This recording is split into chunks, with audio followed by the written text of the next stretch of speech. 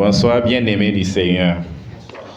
Nous sommes là pour l'étude des livres des épîtres de Saint Paul aux Philippiens, aux Thessaloniciens et à Philémon.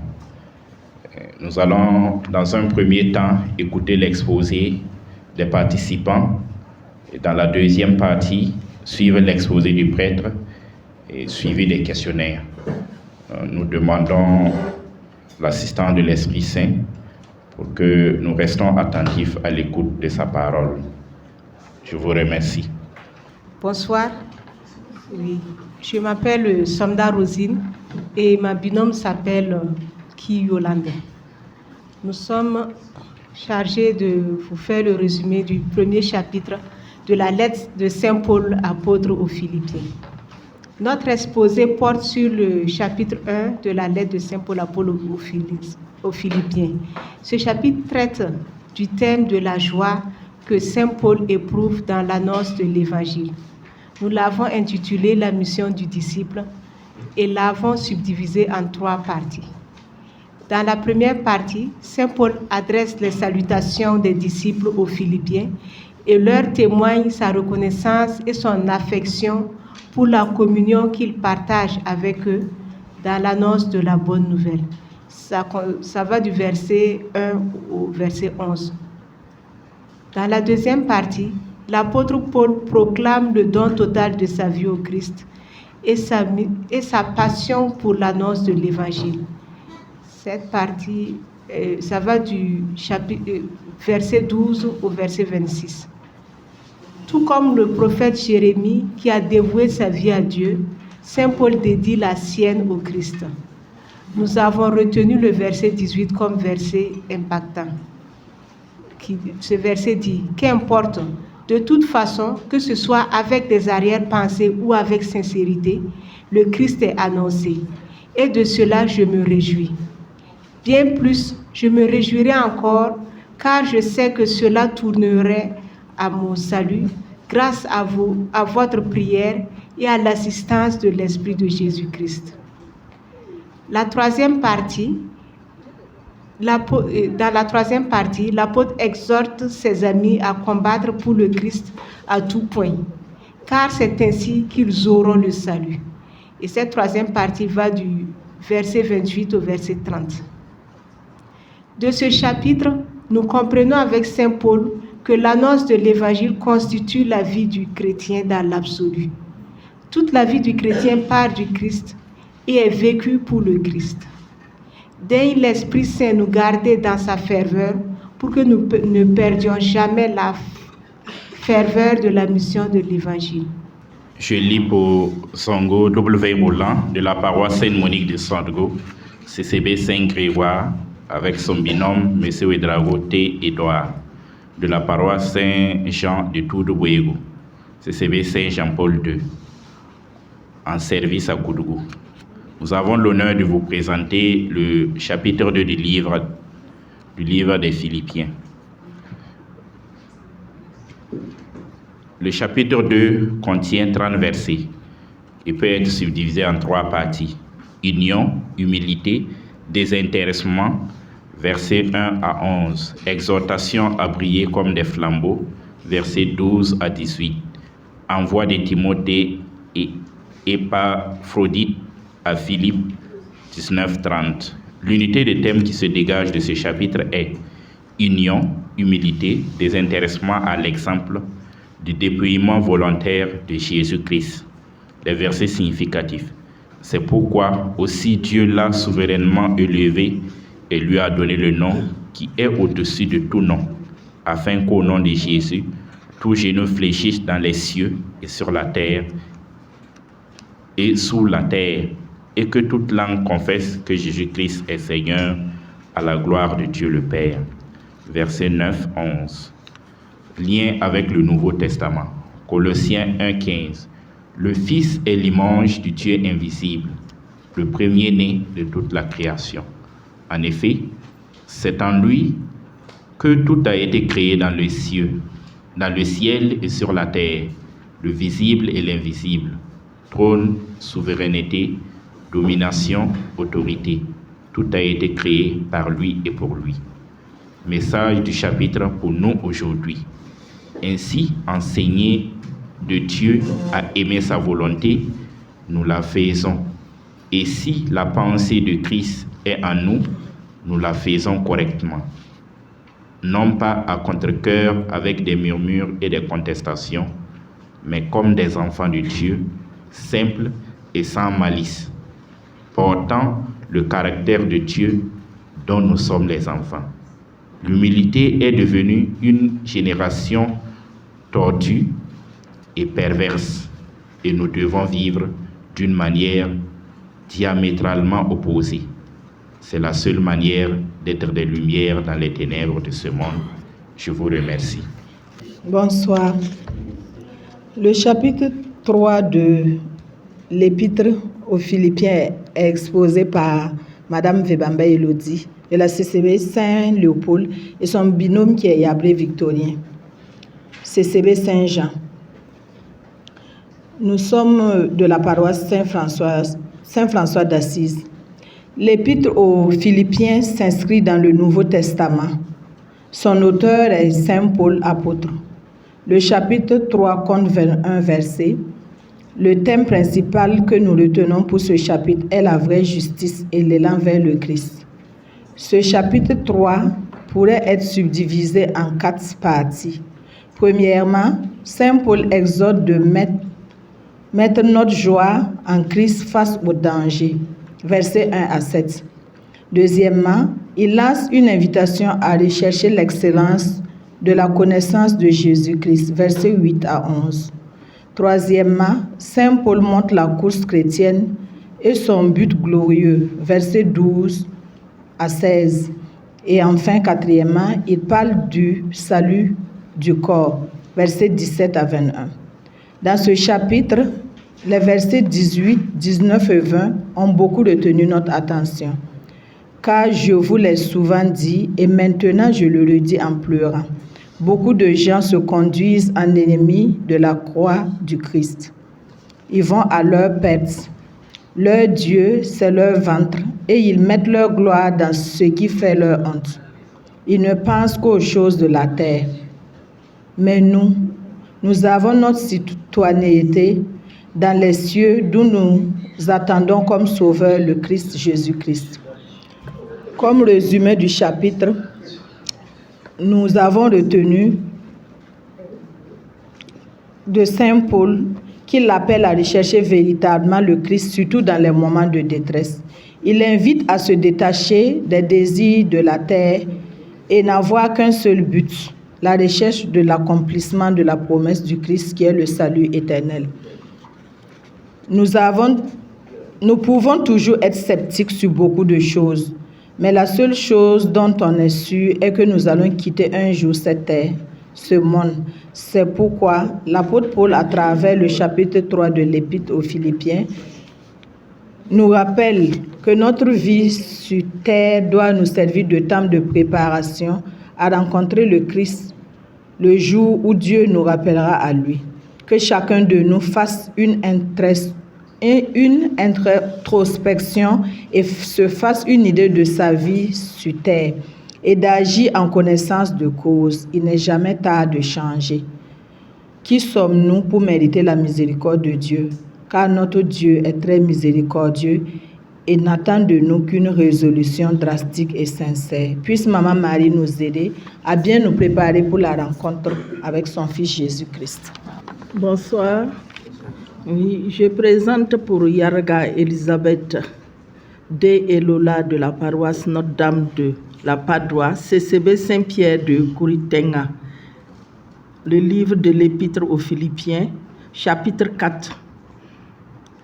Son dernier chapitre est composé de 23 versets et se tient en 2 principales parties. La première partie, conseils, versets 1 à 9, résume les conseils que Paul donne. Ces conseils nous recommandent de vivre en bonne intelligence dans le Seigneur. La deuxième et dernière partie, les remerciements de Paul, 10, 23, nous invite à la renaissance du bien que l'on nous fait. Du Nouveau Testament, Le livre de l'Épître aux Philippiens nous enseigne essentiellement sur la foi en notre Seigneur et la renaissance du bien qu'on nous fait. Paul est très reconnaissant de comment il a été traité par les Philippiens et de tout ce qu'il a reçu d'eux. Globalement, de ce chapitre, l'unité de thème qui se dégage peut être vivre en bonne intelligence dans le Seigneur, en suivant ses lois et conseils, en lui faisant honneur. De ce chapitre, je retiens le verset 6 et 7 qui dit que « Ne soyez inquiets de rien ». Des points de suspension. Gardera vos cœurs et vos pensées unis au Christ Jésus. Fermez les guillemets. Il m'est particulièrement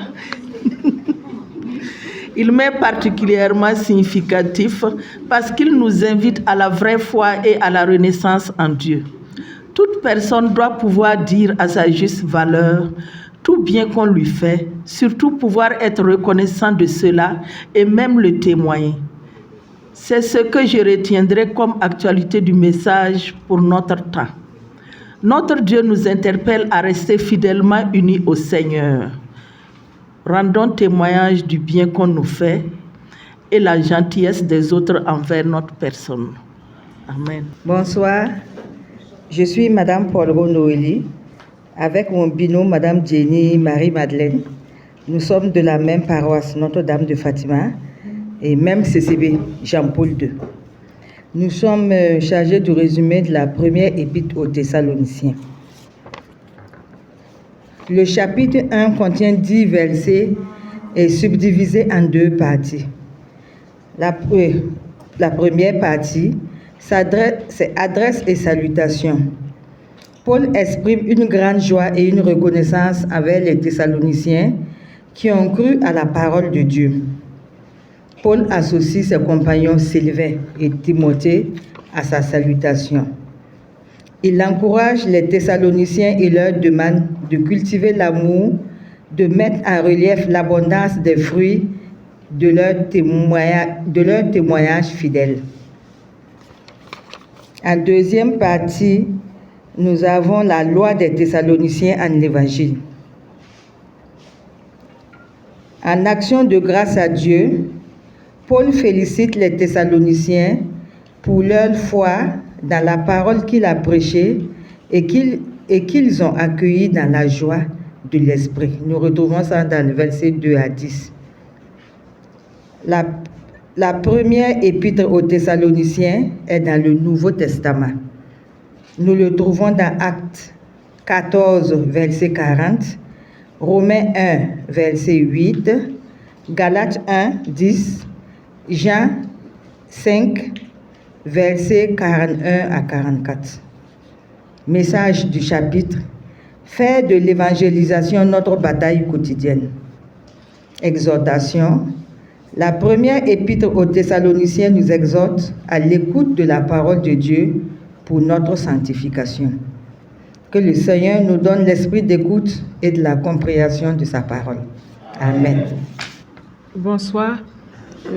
Koulibaly Joséphine et Ouedraogo Sylvie, respectivement de la paroisse Saint-François d'Assise, CCB Saint-Ambroise, et de la paroisse Notre-Dame des Apôtres de la Padoue, CCB Saint-Marc, vous présente le chapitre 2 de la première épître de Saint Paul aux Thessaloniciens du Nouveau Testament. Il compte 20 versets que nous avons subdivisés en 3 parties. Première partie, versets 1 à 12, le comportement paternaliste et plein d'affection de Paul pendant son séjour à Thessalonique. La deuxième partie, versets 13 à 16, la foi et la patience des Thessaloniciens. Et la troisième partie, versets 17 à 20, l'inquiétude de Paul. En effet, privé de la présence des Thessaloniciens pendant quelque temps, Paul s'inquiétait des conséquences de cette absence sur leur foi. Le thème général que nous avons dégagé ici, c'est le zèle missionnaire, mais désintéressé de l'apôtre Paul. Le verset 4 qui dit que Dieu sonde les cœurs et les reins est en lien avec Jérémie 11, 20, Psaume 7, 10 et Sagesse 1, 16. Le verset 8 qui décrit la grande tendresse de Paul et qui est en lien avec Isaïe 66, 13, nous a le plus touchés, puisque Paul et ses compagnons étaient prêts à sacrifier leur vie pour les Thessaloniciens.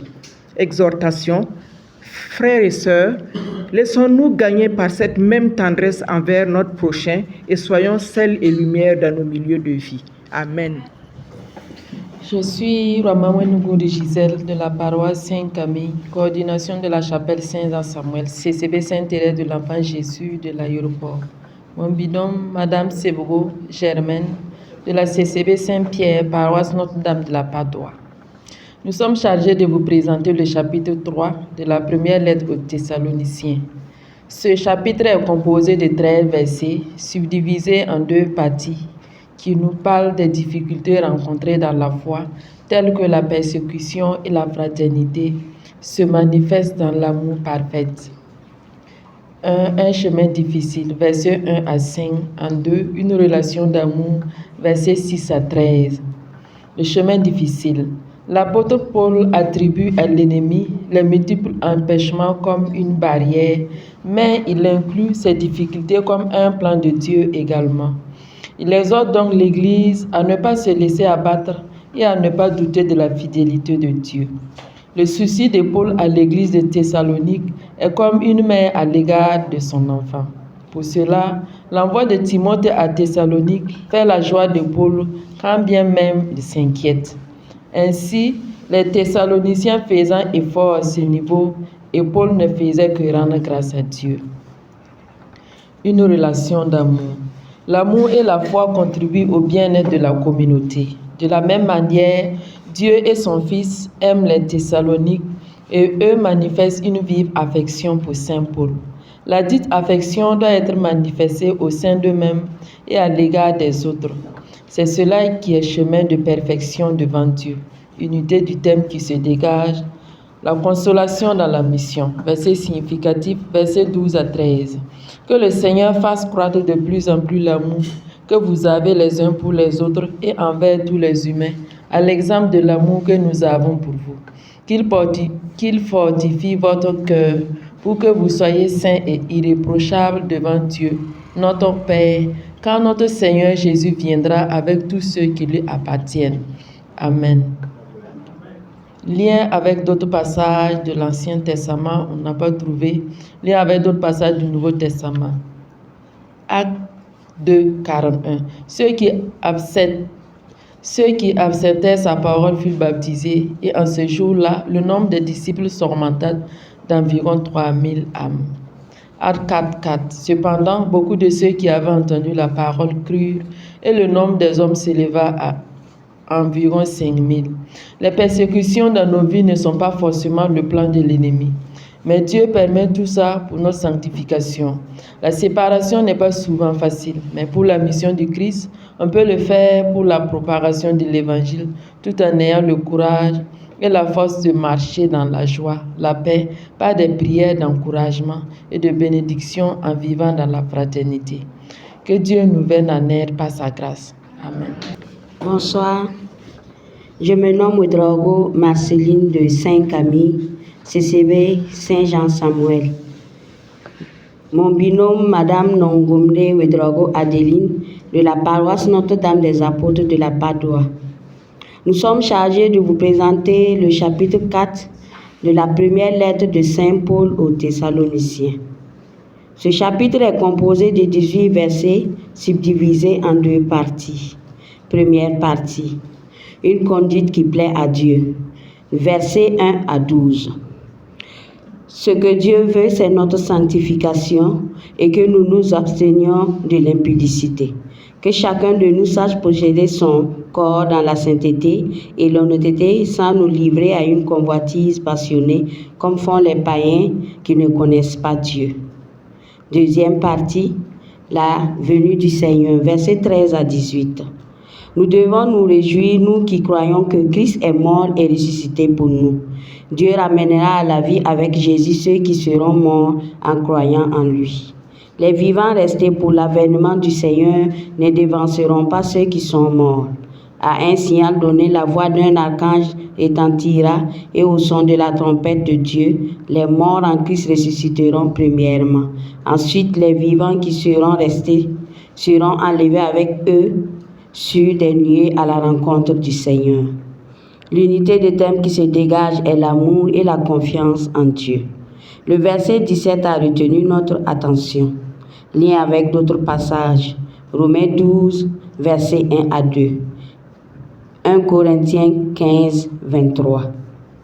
Pour nous, aujourd'hui, ce message nous interpelle à ne pas vivre comme les païens qui ne connaissent pas Dieu et passent leur temps à duper les autres. Dieu nous appelle à la sanctification parce qu'il nous a fait don de son Esprit Saint. Nous devons mener une vie honorable. Que Dieu nous écoute et nous exauce. Je lis pour Chantal Taoko de la paroisse cathédrale, qui est chargée de présenter le chapitre 5 de la première lettre de Saint Paul apôtre aux Thessaloniciens. Dans ce chapitre, nous avons 28 versets. Il nous exhorte à ne pas éteindre le feu de l'esprit dans l'Église qui est alimentée par la prédication de la parole, les sacrements, la communion fraternelle et l'entraide. Nous avons subdivisé ce chapitre en 3 parties. L'avènement du Christ, se tenir en brèche dans l'attente de la venue du Seigneur, dans la fraternité et ne pas éteindre l'Esprit de Dieu. L'avènement du Seigneur. Nous savons très bien que le jour du Seigneur vient comme un voleur dans la nuit, quand les gens diront « Quelle paix, quelle tranquillité !» C'est alors que tout à coup, la catastrophe s'abattra sur eux comme les douleurs sur la femme enceinte. Ils ne pourront pas y échapper. Se tenir en brèche dans l'attente de la venue du Seigneur dans la fraternité. Le prêtre, berger ou catéchiste explique la parole de Dieu du mieux qu'il peut, mais ceux qui écoutent doivent examiner, évaluer, sous-peser tout ce que dit le pasteur. Posons-nous la question suivante. La prédication est-elle fidèle à la Bible? Est-elle la bonne façon de la mettre en pratique? Que signifie cette parole pour ma vie de tous les jours? Comment devrais-je la mettre en pratique? Chaque membre de l'Église doit être réceptif à la parole prêchée. Y réfléchir, en discuter en famille, en parler avec les autres dans l'Église. Nous le ferons non pas pour critiquer, mais pour retenir ce qui est bon. Pour nous exercer à discerner le vrai du faux, à différencier le bien du mal et à retenir ce qui est bon. Nous avons besoin de chrétiens capables de rejeter ce qui est faux et d'instructeurs de garder ce qui est vrai et ce qui est bien. Y croire, y rester attaché et le mettre en pratique. Ne pas éteindre l'Esprit de Dieu.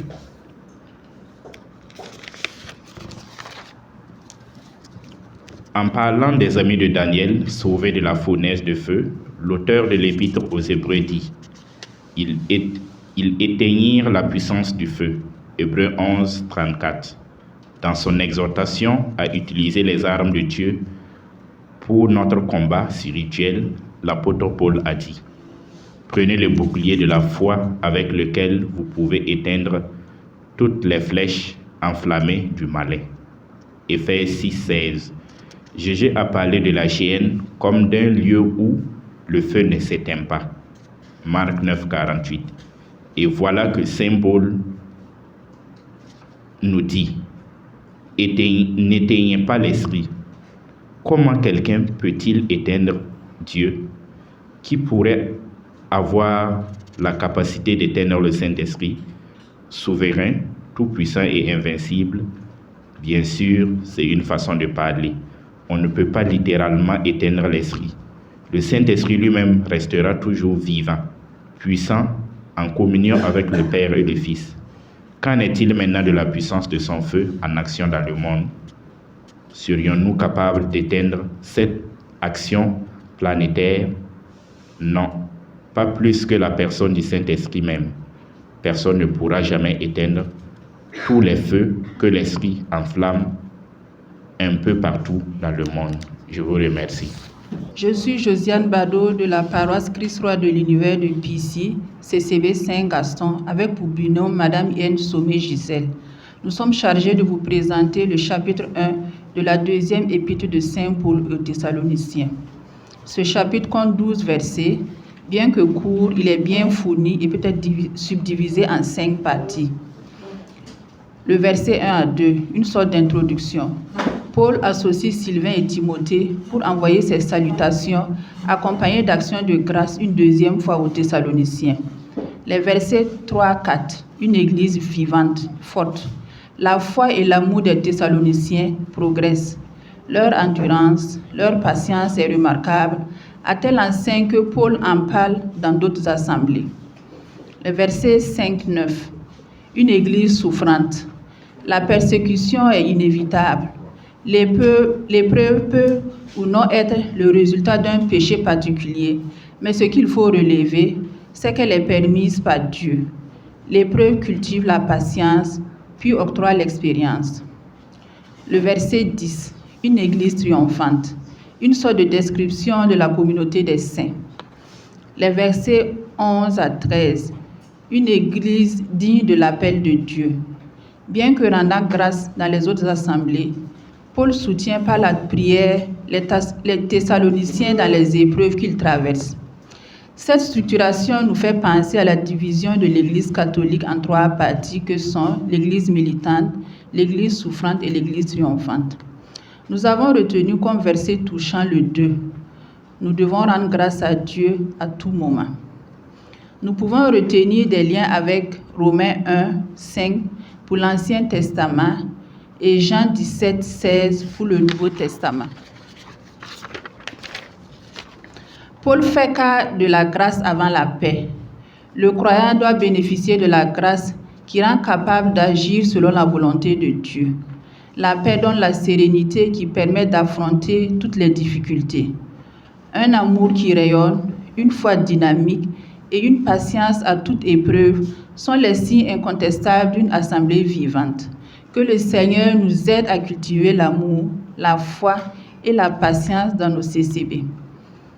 Que la grâce de Dieu et la paix intérieure soient notre partage pour que nous rayonnons en dignes fils et filles de Dieu très épanouis. Amen. J'expose pour le compte de Madame Nanzava Noélie, de la paroisse Saint-Jean-Marie Vianney, et de moi-même, Tiendrebeo Rukiatou, de la paroisse Sainte-Faustine de Taptoana. Nous avons médité sur le chapitre 2 de la deuxième épître aux Thessaloniciens. Le chapitre 2 de la deuxième épître aux Thessaloniciens est composé de 17 versets et peut être subdivisé en 2 parties.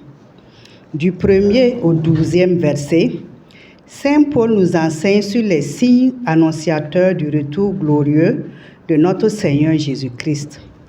L'apôtre nous dit en effet que ce retour sera précédé de l'apostasie, c'est-à-dire de la négation des saintes écritures et de la divinité du Christ et de la négation même de l'existence de Dieu.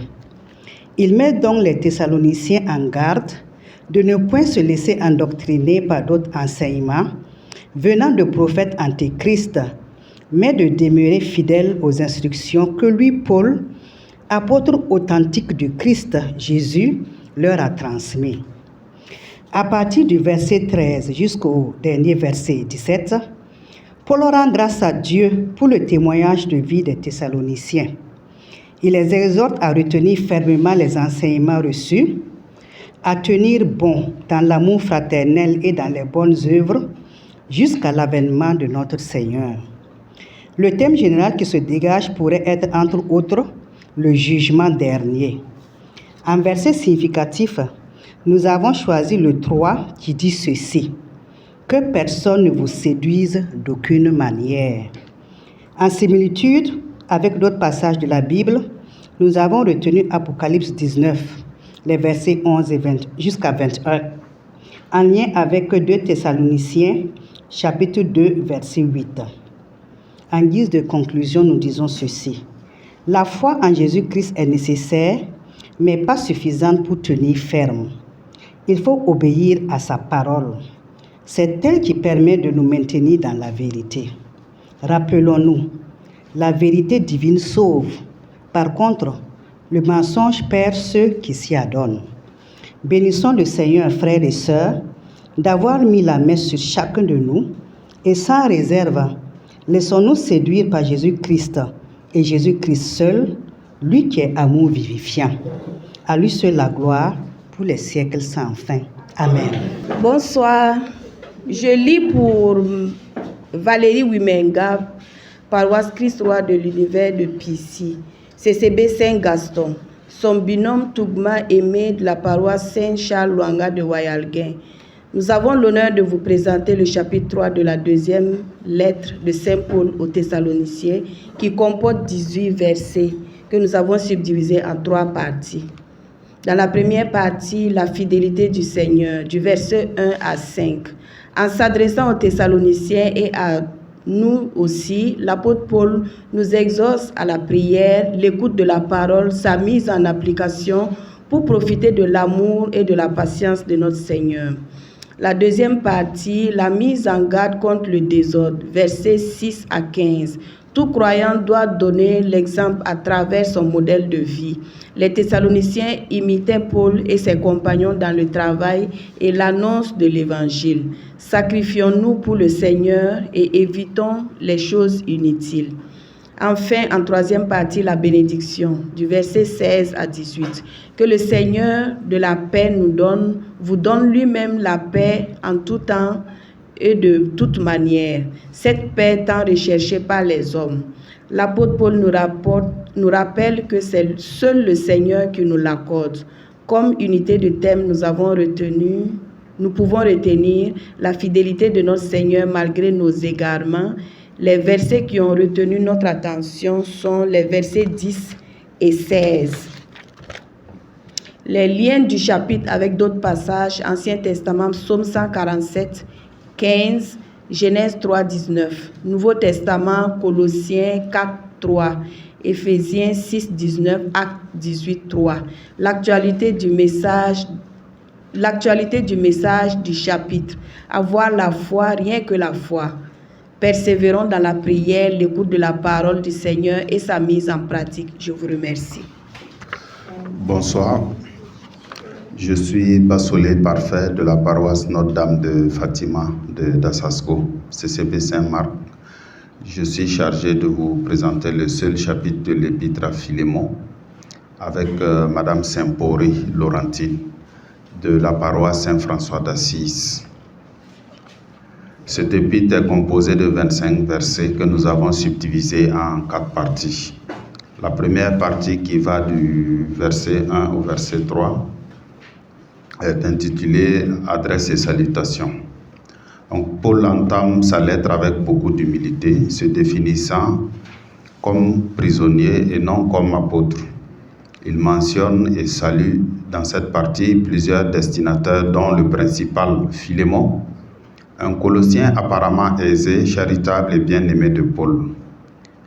Également Aphia et Archippe, probablement des proches de Philémon. Il salue également l'assemblée qui se réunit chez Philémon.